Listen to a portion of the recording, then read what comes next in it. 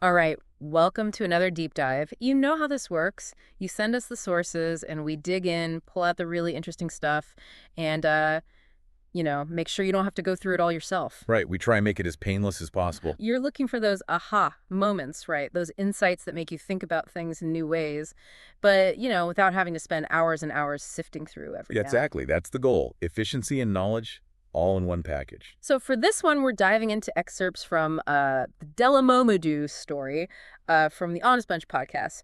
Now, Dele Momodu's a pretty fascinating figure in Nigerian history. It really is. Yeah, we're talking about someone who is right at the center of some of the most turbulent periods in Nigeria's political journey. And through his personal story, I think we can really unlock a deeper understanding of, Nigeria itself. Absolutely, it's like having a front row seat to history. Hmm. And I think what makes this so compelling is that we're not just talking about dry facts and figures, but we're seeing it all through the lens of personal experience. Right, the human side of history. All right, so Dele Momodu, he was born in Life in 1960. Yeah, and that's actually super significant right off the bat. iLife isn't just any birthplace. It's considered like the cradle of Yoruba civilization, a cultural and intellectual powerhouse. Right, so much history there. Exactly. I mean, think about it. He mentions Wole Soyinka and Duro Ladipo. Huge names in Nigerian literature and theater. Yeah, both of them with deep ties to Ife. Yeah. So, right from the start, Dele Momodu's growing up in this environment that's just steeped in history and intellectual energy. It kind of sets the stage for his whole journey. Absolutely. But of course, his life wasn't all smooth sailing. I mean, losing his father at the young age of 13 back in 73, that must have been incredibly difficult. No doubt about it. But what's really striking is how he talks about his mother. He calls her an unlettered woman, but then he just emphasizes her strength. She was the one who raised him, held the family together. It speaks to that incredible resilience that we see so often in people who faced real adversity. Right. And that resilience, that determination, it kind of runs through his whole story. Yeah. Even think about his early jobs. He worked as an errand boy in a CSS bookshop in Life. That's interesting. Yeah, it wasn't just about earning money. It was like his first real exposure to the world of books. I see what you mean. And it even led to him meeting Ty Solarin, who was like this legendary educationist. Wow, so those early jobs, they weren't just jobs, they were like formative experiences. Totally. And then later on, he worked as a village teacher, a library attendant, all these things that kind of solidified his love for knowledge and learning. It's like each step was kind of leading him towards that path of becoming a writer, a commentator. Okay, so then he goes to the University of Ife. And this is where it gets kind of unexpected. Yeah, tell me about it. Because at the time, everyone's flocking to those, what he calls funky courses, Mhm. law, medicine, you know the drill. But he decides to study Yoruba. Right. Not exactly the most in-demand field back then. Exactly. But for him, it wasn't about chasing popularity, it was something deeper. It was principled. He understood the importance of preserving indigenous languages, especially at a time when fewer and fewer people were choosing to study them. It was almost like he was taking a stand. Right, and he actually makes this point that thinking in Yoruba enriches his English writing. That's super interesting. Yeah, he talks about it giving his writing a unique rhythm, a certain flair. It almost sounds like having that multilingual foundation gave him this, like, secret weapon in a way. It's true. It speaks to how different languages can interact and influence each other in really unexpected and beautiful ways. So often, our linguistic heritage can be a source of real creative power, but it's sometimes overlooked. Now, in terms of his family background, there's sometimes a little confusion, but he clarifies that his father was actually from present-day Edo State, Auchi East, to be precise, Right. while his mother was from Osun State, Isla Orengon. So it's a real mix of Nigerian heritage there. Exactly. And it's interesting because he's the last born of both his parents. And even though he has this dual heritage, he really identifies as an Ife boy through and through. I mean, that says a lot about the power of place, right? Mhm. Where you grow up, the experiences that shape you. But it's cool that he was able to connect with his father's ancestral home, too. He talks about being welcome there, even though there were these local superstitions. Yeah, he even built a house there. Exactly. It's like bringing those different parts of his identity together. Okay, so let's fast forward a bit. 1993, this is where things get really intense.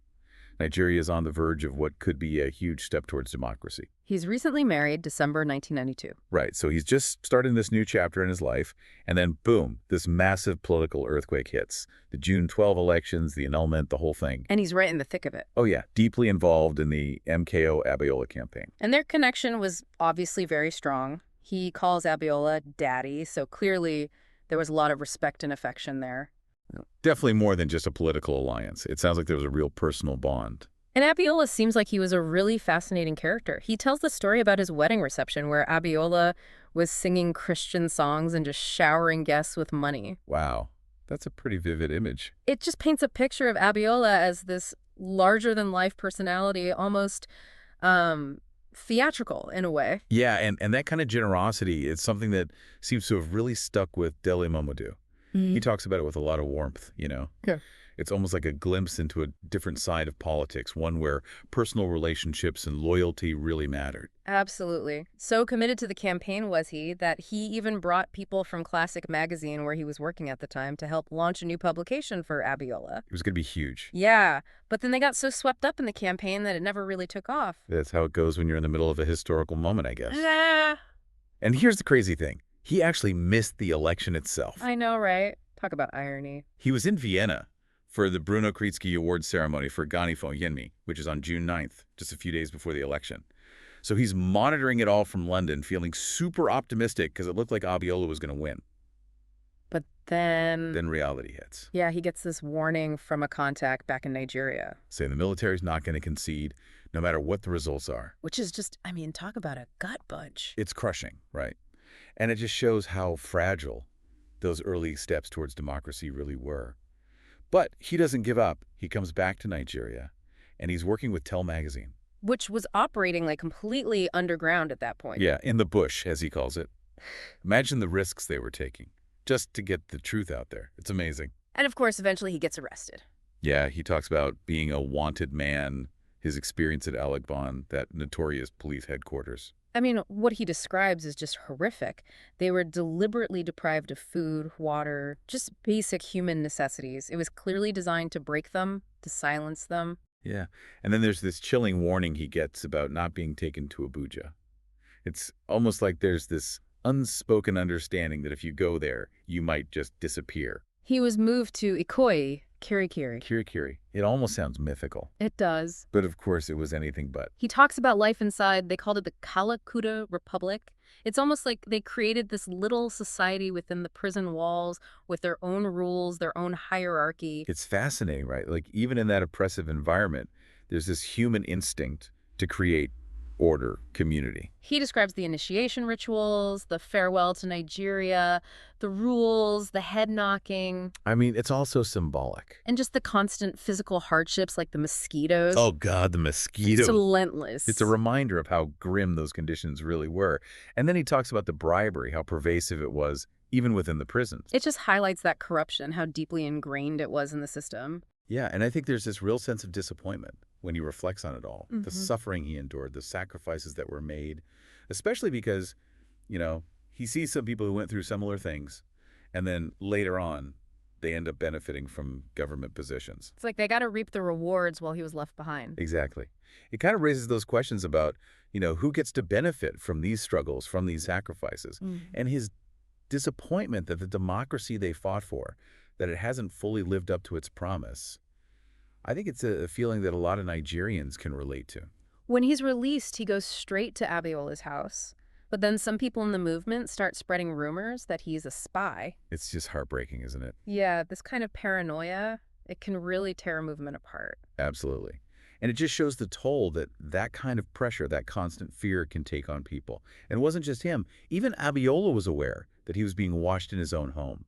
I mean, just imagine living with that level of suspicion. And the impact on his family, it was immense. His wife faced threats, abuse, just because of his political activities. It's a reminder that these struggles, they don't just affect the individuals, Yeah. they affect the whole family.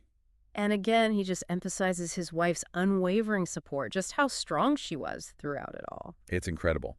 And it shows how important that kind of support system is, especially when you're fighting for something bigger than yourself. Abiola even encouraged them to take a vacation despite all the turmoil, which says a lot about his character, his concern for their well-being. Then comes the Abacha coup. Right, and this is where things take another dark turn. Initially, Abacha's making these promises about reinstating Abiola.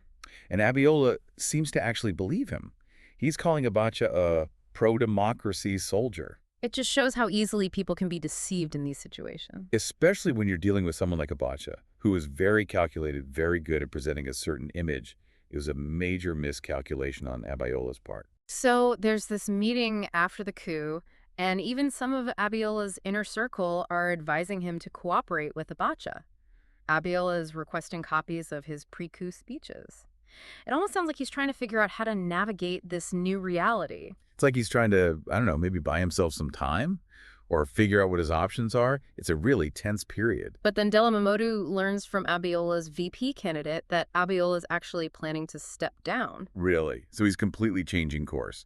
Yeah, it seems like a pretty drastic shift, but maybe he was just trying to avoid further conflict, Then he has this meeting with his supporters, and he's making plans to leave the country. I mean, can you imagine the pressure he must have been under at that point? It must have been just suffocating. There's this bizarre detail about him draining fluids from his dogs and cats. What? Why? Apparently, it was some kind of delay tactic to buy himself more time. It's just wild. I know, right? It just highlights the desperation of that situation. And then Abacha just consolidates his power.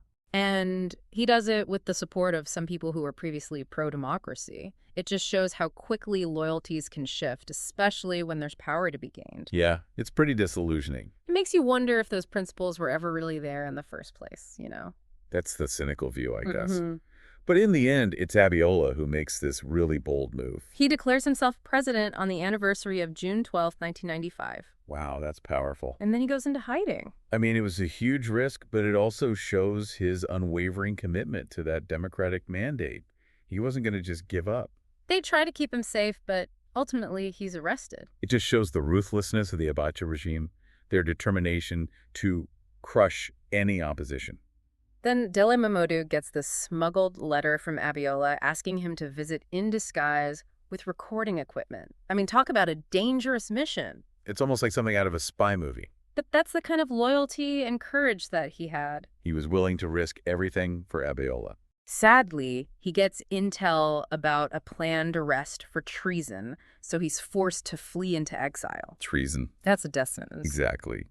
July 22nd, 1995, he leaves Nigeria. Leaving behind his wife, his child. His child, who was less than a year old, he never saw his house again.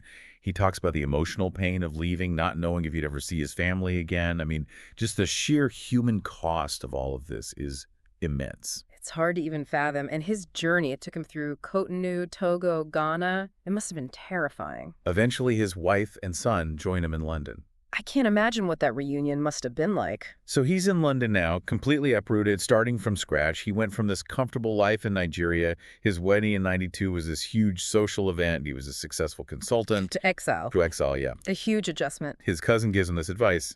Use your journalism skills. Good advice. Yeah. So he struggles to get funding, but eventually secures a small loan, gets some family support, and launches Ovation International. Ovation, what a success story that turned out to be. I know, right? And his initial business partner backed out, thought it was too ambitious. I bet that person regrets that now. But he goes for it anyway, rents an office in Docklands. Not exactly a cheap area. Not at all.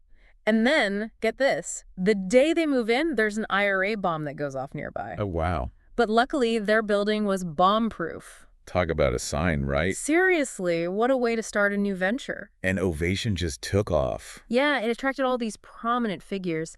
It wasn't easy, though, running a Nigerian-focused publication from London. That makes sense. You have to rely on other people, trust that they're giving you accurate information. He eventually gets full asylum for his family. So that's a huge relief. Yeah, and they get this really good council housing in Hampstead. Hampstead, that's a lovely area. I know, and later on they actually get the chance to buy the flat at a much lower price. Then, of course, he buys the Bentley. The Bentley. It's like a symbol of how far he's come. Exactly. From exile to success. Then, out of the blue, Abacha dies. What a moment. Dele Momodu was living near Chief Onabanjo in London at the time, and he just couldn't believe it at first. I mean, who could? Abacha seemed so invincible. And then CNN confirms it. And suddenly there's hope. Everyone's thinking Abiola's coming home. It was a time of mixed emotions for him. His second son was born on July 7th, a date he considers lucky. Beautiful, but still so much uncertainty hanging over everything. But then he has this premonition about Abiola's death. A premonition. Yeah, he heard something on Spectrum Radio about an American delegation visiting Abiola, and something about their statements just didn't sit right with him. Wow. He even calls Abiola's daughter, tells her to prepare a press release just in case. That's incredible. And then he receives the final version of the press release, and at that exact moment, he gets the news from Sky News. Oh, no. Abiola was dead. He rushes to be with Abiola's family in London, but because of his refugee status, he couldn't go back to Nigeria for the burial. That must have been so painful, to be so close and yet so far away. Years later, Babangida admits regret for annulling the '93 elections. And acknowledges that Abiola actually won. Exactly. Of course, there were calls for legal action. Understandably so. But Dele Momodu says he forgave Babangida a long time ago. For his own peace of mind. Yeah, he talks about his religious beliefs and just wanting to move on. But he does make this distinction between accepting responsibility, which Babangida did, and actually giving a full apology. Right, he felt that was missing. Now, let's jump to current Nigerian politics. He's got a lot to say about River State, his relationship with Governor Wike, how it fell apart after he had his own presidential ambitions. It's a glimpse into how personal those political dynamics can get. He talks about Wike's alleged temper issues, Yeah. intolerance for opposition. But he makes it clear that his support for the current governor, Fubara, is about principle, not personal gain. It's about upholding democratic processes. And he's not afraid to call out what he sees as wrongdoing, even if it means going against someone he was once close to. Yeah, he's got that Tauran spirit, remember, always ready to take the opposing stance. Right. And he's pretty pessimistic about the 2027 elections, doesn't see the current president getting a second term easily, even talks about a potential use of force, which is worrying. Yeah, that doesn't sound good. He even predicts that major opposition parties like PDP, Labour, and NPP, they're all going to be severely weakened. Already in the ICU, he said. Yeah, basically. And it's interesting, he explains why he's still a member of the PDP. To avoid being seen as siding of the APC, it's all about sending the right message. Exactly. And then there's El Rufai's recent call for opposition unity. What did he make of that? Well, he respects El Rufai's intelligence, but thinks he really misjudged his trust in the APC. He also points out that Tinubu didn't have much experience at the national level before becoming president. Interesting points. It's all about navigating those political alliances and rivalries. Right. And he even reveals that he approached El Rufai to be his running mate back in 2011. Wow, I didn't know that. Yeah, and he kind of hints that El Rufai and his wife might be having some regrets about their involvement with the APC now. He uses that saying, the first person a king beheads is the kingmaker. Heavy stuff. Finally, he talks about this incredibly influential figure in his life. He calls him the spirit of Africa. Oh, the mysterious benefactor. Apparently, he's known him since '91, and he says this guy is even more generous than Abiola, which is saying something. That's hard to imagine. But he values his anonymity, doesn't want any recognition, but he's apparently helped countless people become billionaires, gifts tons of cars every year, believes in that philosophy that a wealthy friend should reflect well on their circle. Interesting philosophy. And apparently he's huge in African arts, entertainment, sports investment. Sounds like a real force behind the scenes. A silent powerhouse. So there you have it, Dele Momodu's story. It's a story of resilience, of unwavering belief in democracy, of personal sacrifice, and ultimately, it's a story about Nigeria itself. Absolutely. He takes us through those key moments, those turning points, and we really get to understand the complexities, the challenges, and the hopes of this nation. You, our listener, were looking for that